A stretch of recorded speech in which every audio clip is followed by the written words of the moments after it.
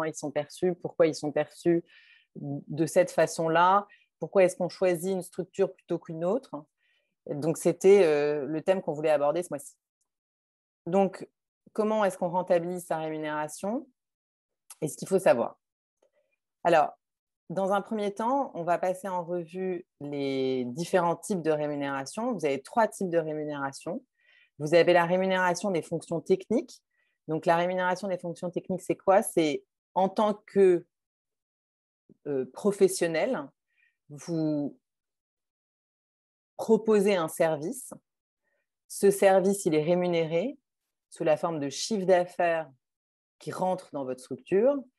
Et à l'issue du règlement de l'intégralité de vos charges, vous dégagez une sorte de premier bénéfice, puisque le bénéfice classique il prend en compte vos REM, mais disons que vous dégagez un surplus et c'est sur ce surplus que vous allez pouvoir vous payer. Mais vous vous payez en tant qu'administrateur, expert comptable, avocat, huissier, notaire, voilà, selon votre profession. Mais globalement, vous vous payez pour des fonctions techniques, pour votre apport technique au sein de votre structure.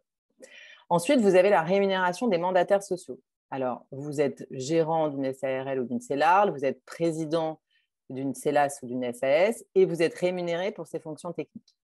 Et troisième source de revenus, vous avez, comme n'importe quel associé d'une entreprise, vous avez la possibilité de vous verser les dividendes, qui sont classiquement le surplus qui est dégagé, donc le bénéfice qui est dégagé après que vous ayez comptabilisé l'intégralité des honoraires que vous avez reçus, après que votre société ait comptabilisé l'intégralité des honoraires qu'elle a perçus.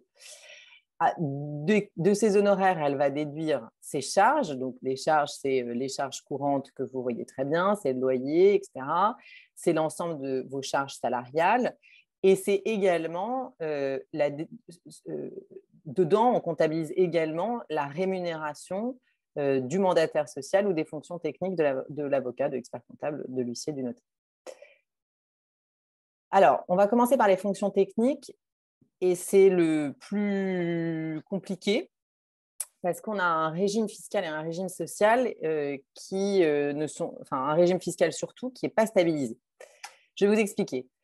Aujourd'hui, si l'associé il perçoit une rémunération en contrepartie de ses fonctions techniques, alors on a appelé CEL, c'est les sociétés d'exercice libéral, ou SDC, sociétés de droit commun, puisque vous le savez, vous avez aujourd'hui la possibilité de vous constituer en tant que professionnel libéral soit une CEL, une société d'exercice libéral, qui va être soit une CELAS, soit une CELARL, classiquement, hein, vous avez d'autres possibilités, mais enfin, globalement, c'est quand même de celle-là dont on va parler. Et ensuite, vous avez la possibilité de constituer des sociétés de droit commun. Société de droit commun, c'est quoi? C'est plus classiquement aussi SAS ou SARL. Et là, on va dissocier 2 catégories d'associés. On va dissocier quand on va parler d'une CELARL ou d'une SARL, puisque c'est un global, c'est la même chose, on va dissocier les associés majoritaires ou appartenant à un collège de gérance majoritaire. Donc, les associés majoritaires gérants ou gérants mais minoritaires mais appartenant à un collège de gérance majoritaire. Et ensuite, on va dissocier de ces gens-là tous les minoritaires de CELARL ou de CELAS, ou de CELARL ou de SARL, pardon. Et troisième catégorie, c'est tous les autres associés de SA, de SAS, de CELAS ou de CELAFA. Okay?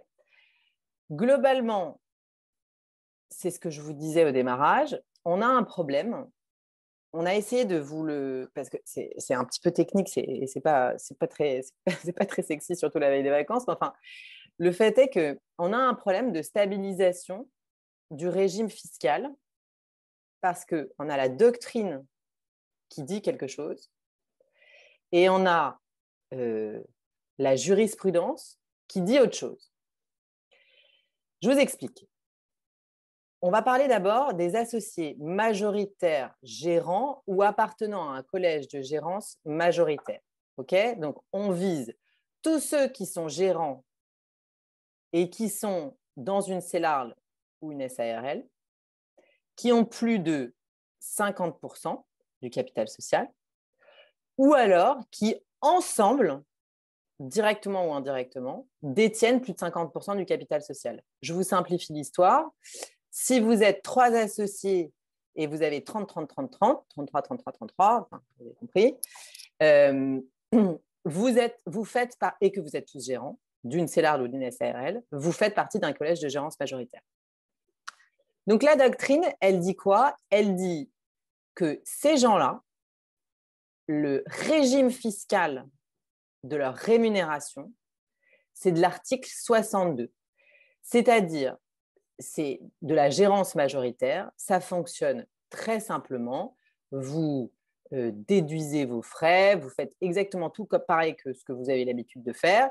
La seule chose à laquelle il faut faire attention, et c'est classiquement assez souvent l'erreur qui est faite, c'est que en fait, vos fonctions techniques, dans cette hypothèse-là, elles vont être rémunérées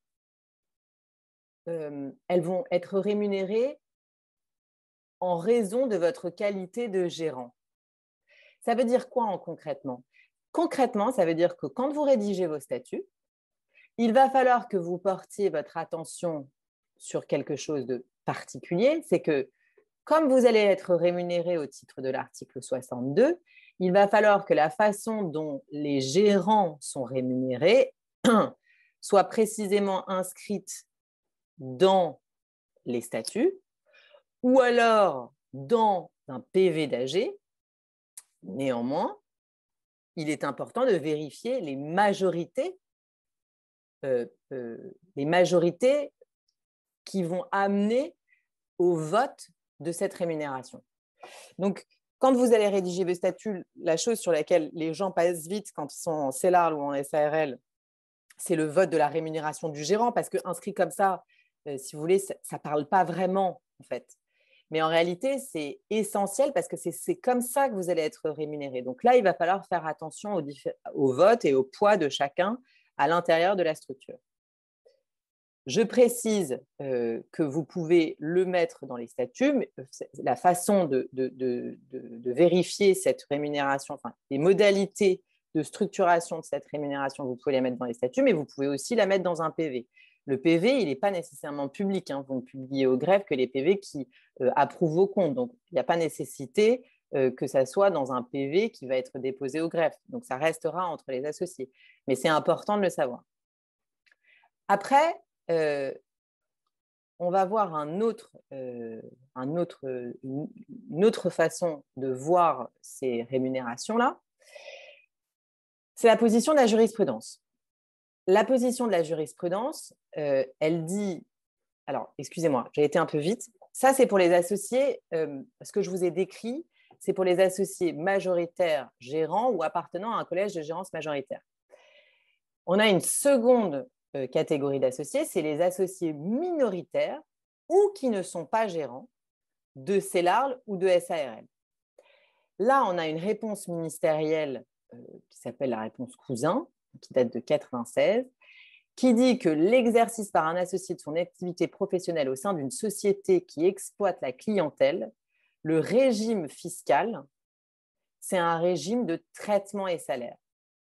Donc, en fait, c'est assez essentiel de comprendre qu'en termes de charges sociales, parce que si vous voulez, c'est un peu trompeur pour ceux qui ne font pas de la fiscalité, parce que vous allez voir dans le tableau, gérance majoritaire ou appartenant à un collège de gérance majoritaire en CELARL ou en SARL, c'est TS, c'est-à-dire traitement et salaire. Vous allez vous dire que c'est exactement la même chose, mais c'est apparenté traitement et salaire. Donc, en termes de charges sociales, ce n'est pas du tout la même chose. Alors que là, on est sur quelque chose de différent, qui est que les associés minoritaires de CELARL ou de SARL vont être traités entre guillemets comme des salariés. Vous voyez, donc je veux dire en termes de poids de la rémunération, ce n'est pas du tout la même chose. Mais ça va également être le cas de tous les associés de SA, SAS, CELAS et CELAFA. Au sens de la doctrine, je repasse sur ma seconde slide qui est la position de la jurisprudence. La position de la jurisprudence pour les associés gérants majoritaires ou appartenant à un collège de gérance majoritaire de CELARL ou de SARL, elle dit exactement la même chose. Donc, je n'ai pas de problème. c'est donc le régime le plus stabilisé. Je vais vous en parler tout à l'heure.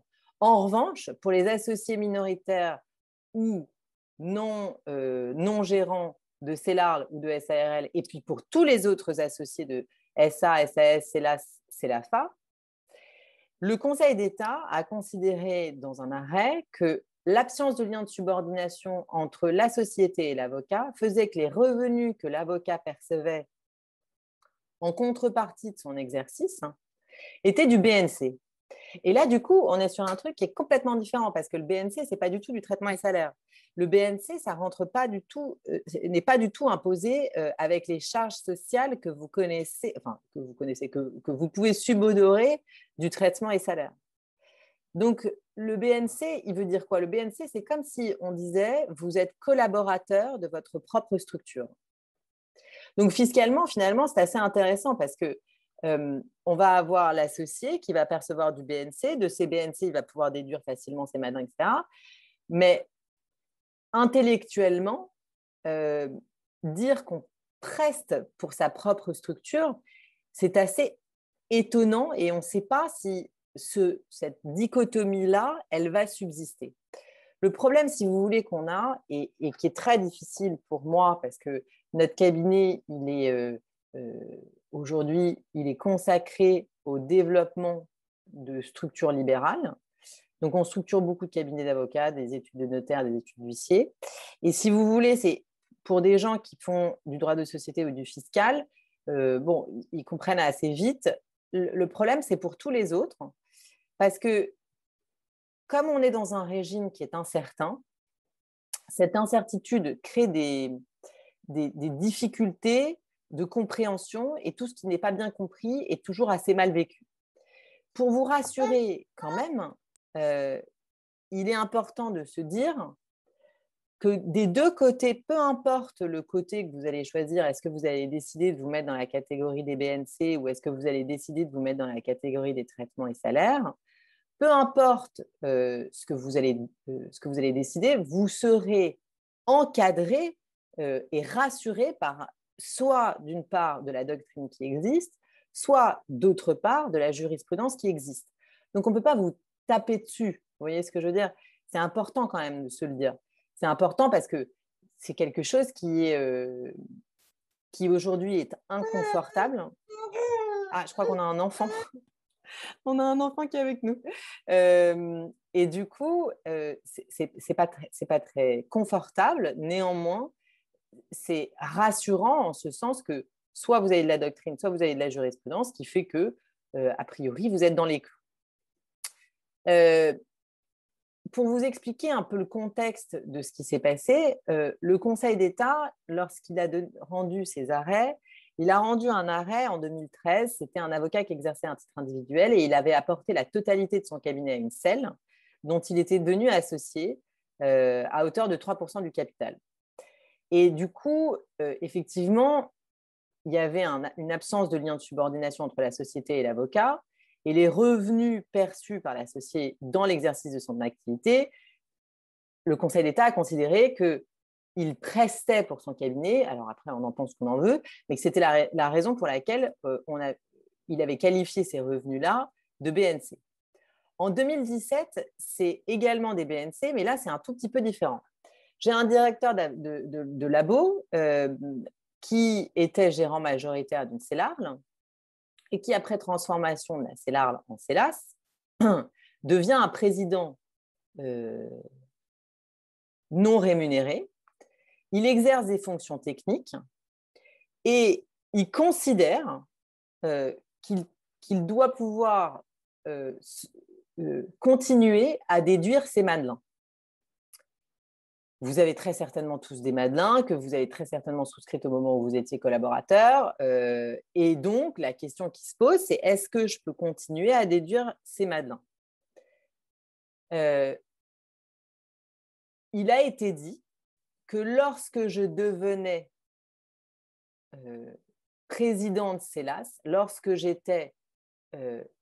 devenais associé et que j'étais rémunéré au titre de mes fonctions techniques, je devenais une sorte de salarié, on va dire, et qu'à ce titre-là, je ne pouvais pas continuer à bénéficier des Madelins. Alors, je vais essayer de le faire de la façon la plus simple possible avant de passer au régime fiscal, au régime social, pardon. Si vous décidez de constituer une CELAS ou une SAS, ou une CELARL ou une SARL, c'est-à-dire, on va le dire différemment. Si vous décidez de constituer une CELARL ou une SARL, vous vous mettez tous gérants et vous faites tous de l'article 62. C'est aujourd'hui le régime le plus stabilisé et le plus simple. Si en revanche, vous avez besoin de plus de technicité, c'est-à-dire que vos statuts, être tous gérants, ça ne vous convient pas, c'est compliqué, ça ne correspond pas à votre philosophie, là, il faut que vous vous posiez la question de est-ce que je préfère me mettre en traitement et salaire ou est-ce que je préfère me mettre en BNC? Si vous préférez vous mettre en traitement et salaire, vous ne pouvez pas déduire vos Madelins. Impossible. Si vous décidez de vous mettre en BNC, vous pouvez déduire vos Madelins, mais à ce moment-là, il faut aller jusqu'au bout de la logique. Vous pouvez déduire vos Madelins, mais vous devez faire une 2035 et vous devez adhérer individuellement à une AGA, une association de gestion agréée. Vous êtes en BNC. Donc, ça ne pose aucun problème. La seule chose, c'est qu'il faut aller jusqu'au bout de la logique, sinon ça ne fonctionne pas. Mais vous avez compris que le régime le plus simple et le plus stabilisé, c'est celui de l'article 62, donc gérant majoritaire de CELARL, de SARL, ou gérant faisant partie d'un collège de gérance majoritaire de CELARL ou de SARL. Le régime social, il est un peu plus simple quand même. Le régime social, tout le monde est TNS. Donc, c'est plus simple, c'est plus facile. Et au moins, ça a le mérite de la clarté. Ensuite, vous avez la possibilité de rémunérer le mandat social. Alors, ça va être donc le cas quand vous allez être gérant majoritaire de CELARD ou de SARL, ou faisant partie d'un collège de gérance majoritaire. Ça peut être aussi le cas dans certains cabinets dans lesquels il y a vraiment un managing partner, en bon français. Et là, on va rémunérer la fonction de présidence, d'animation du président. Alors, on va passer rapidement parce qu'effectivement, c'est assez peu, globalement, c'est quand même assez peu fait par les cabinets, mais ça arrive. Donc, je vous l'ai dit, pour l'associé gérant majoritaire ou appartenant à un collège de gérance majoritaire de CELARL ou de SARL, c'est de l'article 62. Et le régime social, c'est TNS, on l'a vu tout à l'heure. Et pour les autres, on va avoir des régimes. En fait, le président, par exemple, va être, ou le gérant minoritaire, va être sa rémunération va être imposée au titre des traitements et salaires. Et là, l'énorme différence, vous le voyez, c'est au niveau du régime social. Le régime social, c'est le régime général de la Sécu. Donc là, c'est un truc qui n'existe pas ou très rarement chez les professionnels libéraux, c'est que finalement, vous allez être affilié au régime général de la sécurité sociale. Et on peut tout à fait, puisque ça a été dit par la jurisprudence, on peut tout à fait avoir la conjonction de deux régimes, donc TNS pour votre partie technique et régime général pour la rémunération de votre mandat social. Alors ensuite, on a les dividendes. Alors, je précise quand même quelque chose, c'est qu'il a été dit par de la doctrine, par des gens qui se croyaient plus malins, il a été dit que globalement, c'était quand même plus intéressant de passer en SAS parce qu'en SAS, vous n'avez pas de charge sociale sur vos dividendes et que du coup, on a des confrères ou des notaires ou des huissiers qui se sont mis en SAS, qui ont arrêté de se verser des rémunérations techniques sur lesquelles ils payaient un RSI, enfin un URSSAF de fou, et ils se sont mis en SAS et du jour au lendemain, ils ont passé leur rémunération classique en dividende. Et ça, si vous voulez, nous, on considère au cabinet que c'est un jeu extrêmement dangereux. Pour l'instant, il est vrai qu'on n'a pas eu de redressement, ou en tous les cas, pas eu connaissance de redressement. Néanmoins, il m'apparaît que ce n'est pas parce que philosophiquement, vous changez de structure que vous allez avoir des dividendes qui sont imposés différemment. Je vous explique la raison pour laquelle les dividendes aujourd'hui, ils sont imposés de façon particulière lorsqu'on est professionnel libéral. C'est parce que on considère qu'il n'y a pas de différence entre vos rémunérations techniques et les dividendes que vous seriez versés. Bon, on trouve que c'est bien ou c'est pas bien, peu importe, mais c'est vraiment quelque chose qu'il faut avoir en tête. Donc, comment sont imposés ces dividendes?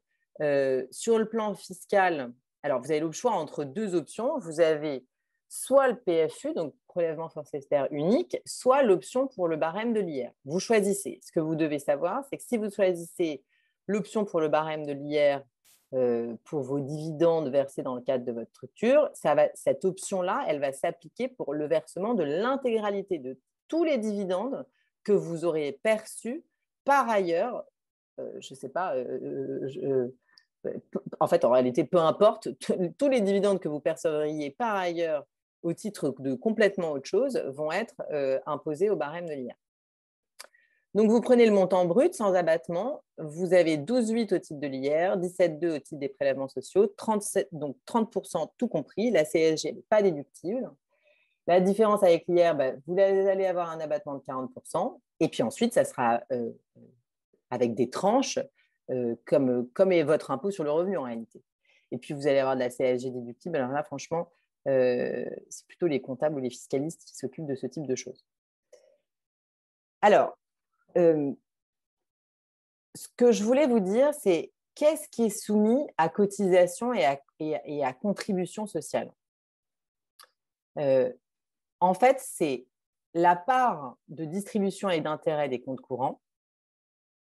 Vous avez les revenus qui sont perçus par les travailleurs indépendants qui exercent leur activité dans une société soumise à l'IS et qui excèdent 10% du capital social. Je reprends. En gros, il y a deux stratégies quand on décide de monter une structure. Soit vous dites, je vais percevoir, je vais apporter mon industrie et mon fonds libéral à ma structure et du coup, je vais avoir un capital social qui va être très important.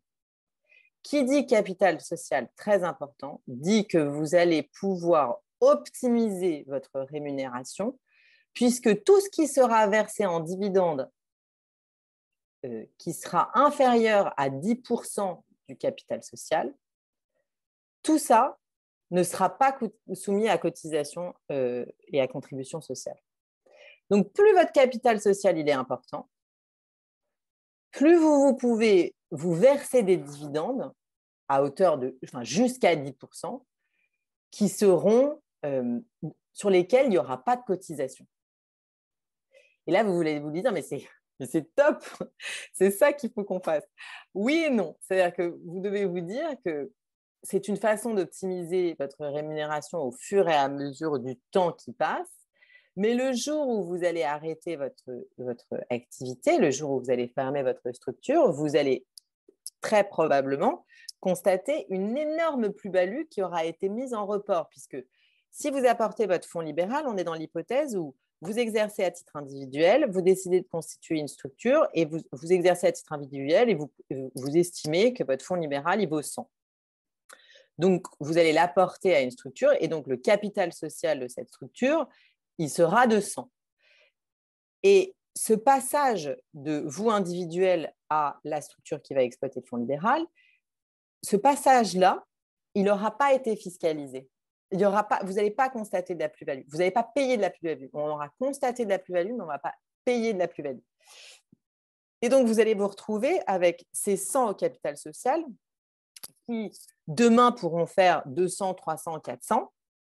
Et le jour où vous allez arrêter votre société, vous allez constater la plus-value des 0 au 100, puisque vous aurez une première plus-value là qui sera donc imposée, puis une seconde plus-value des 100 au 400, par exemple, qui va être également imposée.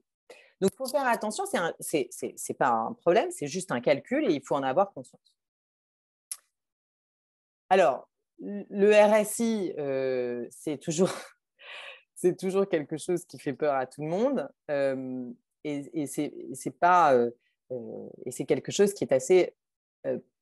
c'est toujours très obscur pour tout le monde. Les cotisations RSI sur les dividendes, donc, ça concerne qui? Ça concerne les gérants majoritaires appartenant à un collège de gérance majoritaire de CELARL, les associés majoritaires ou minoritaires de CELARL, sauf en cas d'exclusion, les associés uniques de CELURL, les dirigeants qui relèvent de la CNBF, les associés majoritaires de CELAFA, de CELAS, sauf en cas d'exclusion. Pour les mandataires, vous allez avoir une liste qui est assez similaire. Donc, vous allez avoir des cotisations. En gros, ça concerne tout le monde. Pour vous dire ça différemment, en gros, ça concerne tout le monde, sauf si vous avez décidé d'optimiser avec ces fameux 10%. On vous a rappelé les modalités déclaratives. Donc, tout ce qui est en dessous de 10%, ça va être des produits de placement. Et tout ce qui est au-dessus de 10%, vous allez avoir des prélèvements sur le revenu d'activité. Donc, les dividendes excédentaires, ils sont déclarés dans la déclaration sociale fiscale unifiée. Alors, je ne sais pas si vous avez entendu parler de ça, mais avant, on faisait la déclaration sociale des indépendants. Et en fait, aujourd'hui, pour des raisons de simplification, on va dire ça comme ça, pour des raisons de simplification, le